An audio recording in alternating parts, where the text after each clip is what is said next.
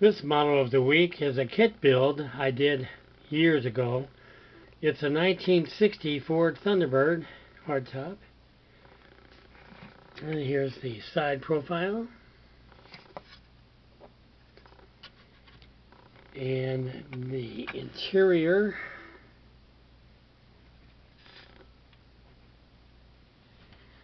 And the top is supposed to represent a vinyl top in black.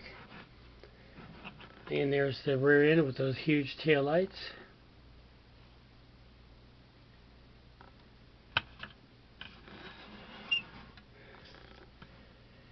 And the passenger side profile.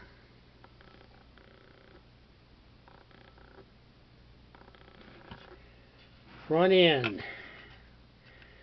Now, I tried to open the hood, but it doesn't budge, so I'm afraid it was going to break, so I can't show you the engine. But the hood did open at one time. Yeah, I'm afraid it'll break. Anyway, the nice wire wheel covers. And here's the underneath, which I should have done in a flat black instead of a glossy black paint. But anyway, this was the era when these model kits, you could actually roll them easily. And this one certainly does yet. So I finished this in a real light pink color, which I guess was popular back then.